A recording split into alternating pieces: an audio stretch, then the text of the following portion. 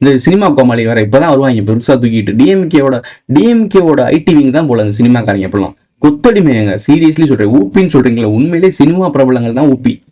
இந்த ஒரு விஷயம் நடந்துருச்சுன்னு சொன்ன உடனே விஜய்க்கு எதிராக தானே பேசுறாங்க. எல்லாரும் வந்துட்டாங்க, எல்லாரும் வந்து பேசுறாங்க. ஐயோ, மன வருத்தத்தை உருவாக்குது.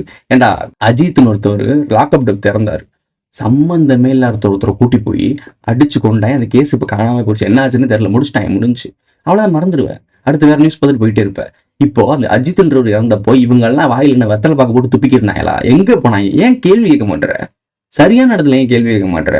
எங்க புடுங்கிட்டு இருந்தாங்க இவங்க? இதுல இவர் வேற சத்யராஜ் வேற பாட்டு பாடியிருக்காப்புல, எம்ஜிஆர் பாட்டை.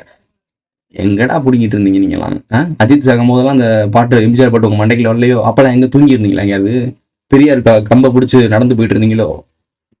வெக்கமா இல்லையா? மக்கள் வந்து அவ்வளவு முட்டாள் கிடையாது, கொஞ்சம் புரிதல் உள்ள மக்கள் இங்க இருந்துகிட்டு தான் இருக்காங்க. உங்களுக்கு நேரம் வரும், நேரமும் காலமும் வரும், தக்க பதிலடி கொடுக்கும். சீரியஸ்லி நான் பார்க்கும் போது எனக்கு அப்படியே மண்டைக்கு ஏறுது. இவங்க பண்றதுலாம் பொலிட்டிக்கல் டிராமா, இவங்க நடிக்கிறாங்க, நம்ம ஒரு டிராமா நடத்தி மக்களை கொண்டுகிட்டு இருக்காங்க, கொண்டு குமிக்கிறாங்க அப்படின்னு தெரியுது. இவங்க பொலிட்டிக்கல் லாபத்துக்காக மக்கள் செத்துட்டு இருக்காங்க. அந்த மக்களுக்கு புரிதல் இல்லாதனால பலியாடா மாறிட்டு இருக்காங்க. இதுக்குதான் அவேர்னஸா இருங்கன்னு சொல்றது. உங்களுக்கு சுத்தி நடக்குது இந்த கோமாளிகள்லாம் போய் பார்க்காதீங்க. இவங்கெல்லாம் சினிமாவில் பாக்குறீங்களா? விட்டுருங்க. அரசியல் வரனா போய் எங்கேயோ போய் மீட்டிங் நடத்திட்டு போ. நான் யூடியூப்லயோ இல்லை நியூஸ் சேனல்லே பார்த்துட்டு போயிடுறேன். உன்னை எதுக்கு நான் நேரில் வந்து பார்க்கணும்?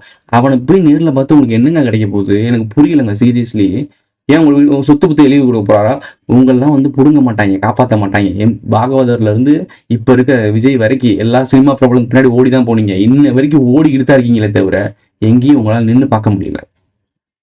உங்க வீட்டுக்கு போங்க, உங்க வீடு எப்படி இருக்குன்னு பாருங்க, உங்க பிள்ளை குட்டி என்ன பண்ணுதுன்னு பாருங்க, எந்த ஸ்கூல்ல படிக்குதுன்னு பாருங்க.